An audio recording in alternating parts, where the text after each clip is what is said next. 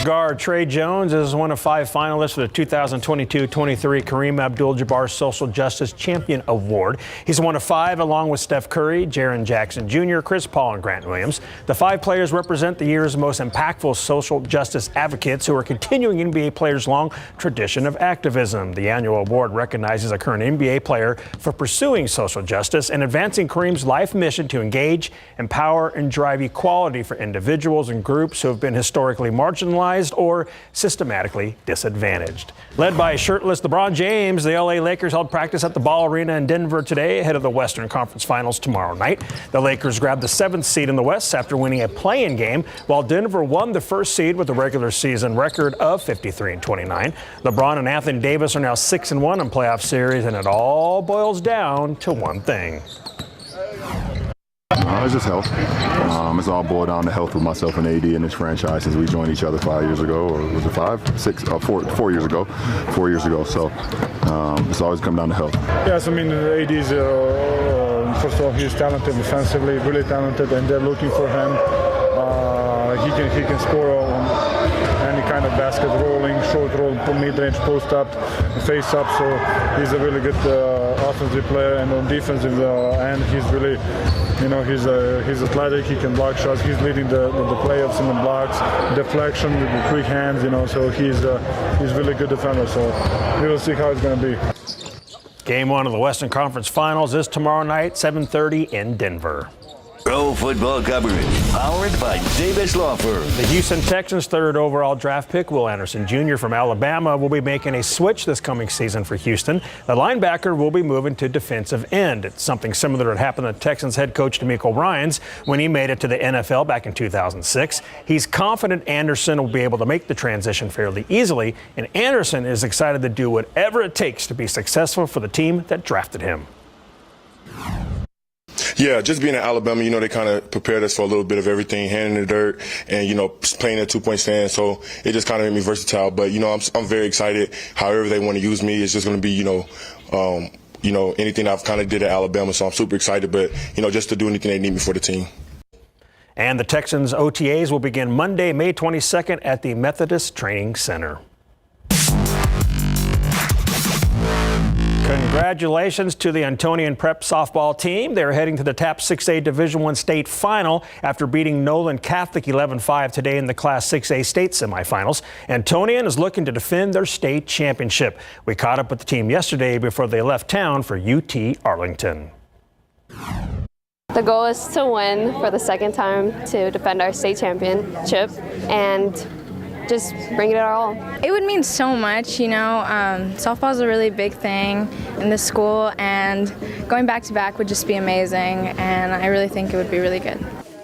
Antonian will play the winner of St. Agnes John Paul II tomorrow morning at 10:30 at UT Arlington.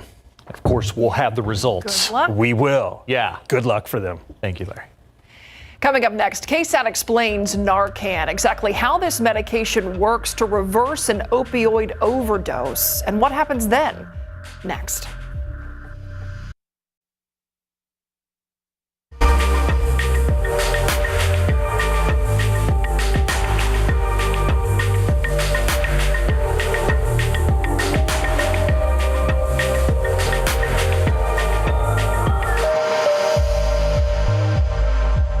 We've heard a lot about Narcan with the rise in fentanyl use over the last year. It's a medication that can reverse an opioid overdose in just minutes. But it's actually been around for decades.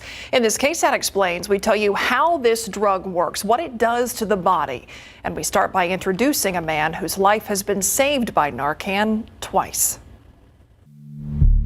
I was doing a whole syringe of fentanyl while other people are overdosing on 10 units, 20 units. I'm using 80, 90, 100 units of fentanyl. Hector Castro has witnessed what Narcan can do. They're going to be sweaty. They're going to start turning a different color, pale. You've had to use Narcan before? Yes, ma'am. How many times? Ooh, I would say about 500 times. 500 times? Yes, ma'am. That's how many times Hector estimates he has given Narcan to someone else to save their life. He is now in recovery, clean for 4 months. These are cotton swabs. And working with Corazon Ministries to help others struggling with addiction, including telling people about Narcan. Twice, Hector's own life has been saved by the drug. I never fixed alone. I always made sure that I was with somebody. And I made them know that I have Narcan in my bag. It's in this pocket. So if I need it or somebody else needs it and I can't get to it, you know where it's at. And that may be confusing to some people. If you know you're going out to get a fix, you're doing something that is harmful to your body. Yes. But you've taken a step to have Narcan available because you don't want to die doing that harmful thing. Yes.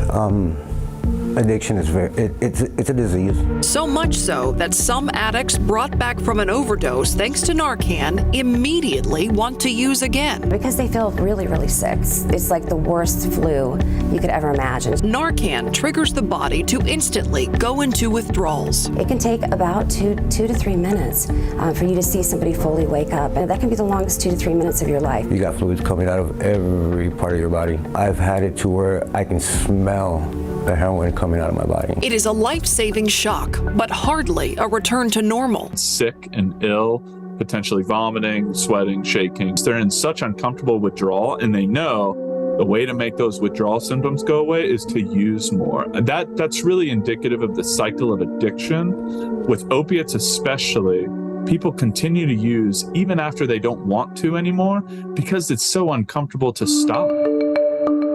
Narcan is the brand name that most people know, but naloxone is the generic name of this medication. It was patented in the early 1960s to do what it still does today.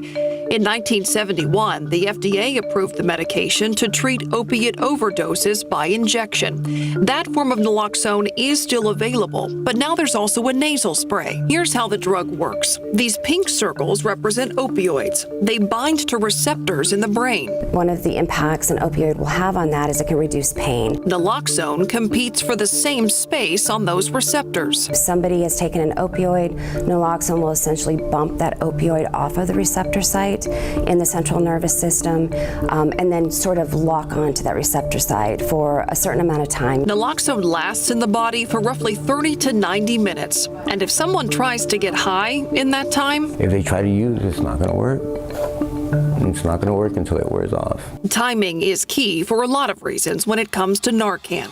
Once it wears off, if there is a significant amount of opiates still in their system, that overdose can occur again even after Narcan has been administered. So it's possible, depending on what the individual took, that they could experience respiratory depression again after that 30 to 90 minutes. Respiratory depression, a lack of breathing, that's what kills people. And that's why even if giving a person Narcan, you need to call 911. Signs of an overdose to watch out for? They're not going to be responsive.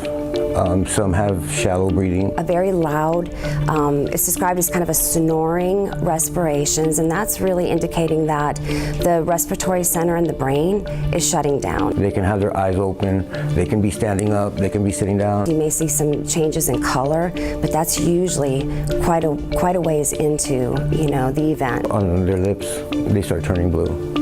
Their eyes start turning a different color. It doesn't take long, unfortunately. 3 to 5 minutes. That's how long you have to save someone with Narcan before it's too late. The nasal spray is as simple as putting the tip into the nasal cavity and pushing a button, which will release the whole dose. After you do that, you want to roll the person onto their side into what's considered a rescue position. Each bottle of the spray contains 1 dose of Narcan. Each of these boxes has 2 bottles inside.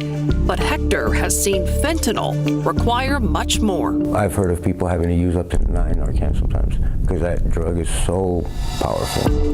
Narcan does come with a history of debate about whether it enables drug use. There is absolutely no research indicating making Narcan more accessible increases people using it. That is a myth.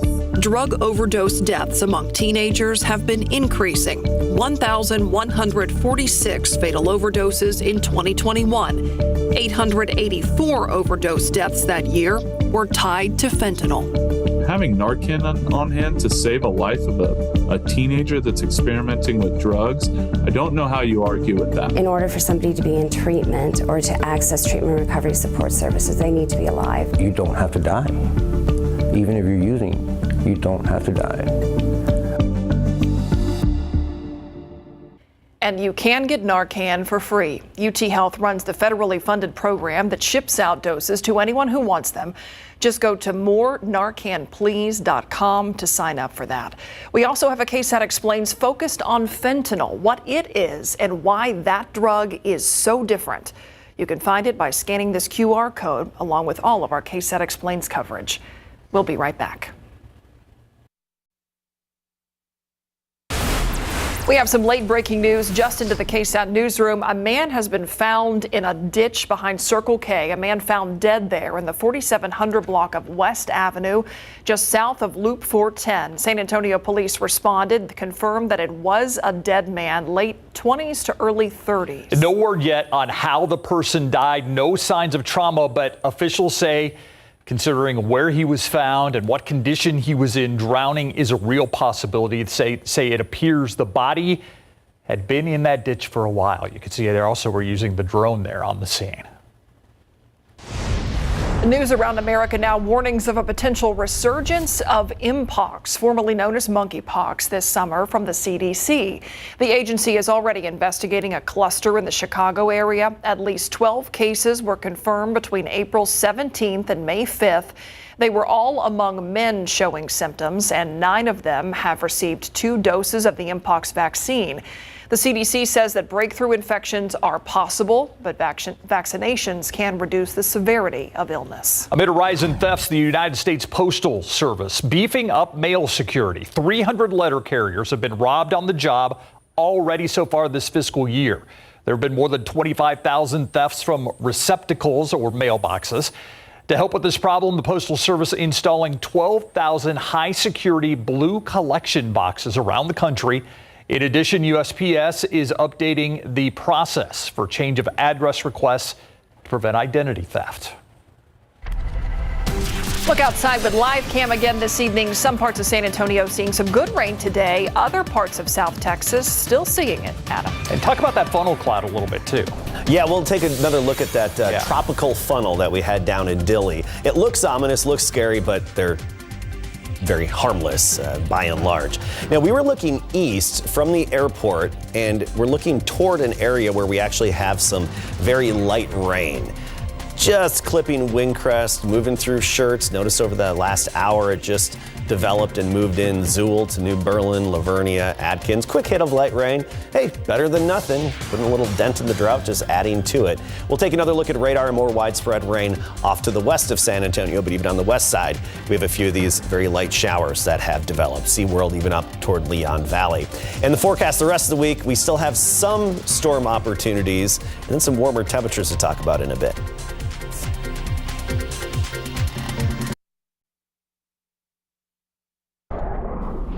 All right, you talked about tropical funnel clouds and the fact that they are, what do you say, a tube of twisted air or something like that? And they look scary, but... Which actually a tube of twisted air is what I've been called before. I was going to say, is that a band name or something? It might be a band name. I thought that's where he was going to. I thought band name is where we were headed. So, tube of twisted air, also a good band name. Yeah. You typically can't see it, but in the sky you'll get an elongated area of vorticity, which is a localized, rotation and basically of the air. Imagine a cylinder, like your oatmeal, right? It comes in that cylinder.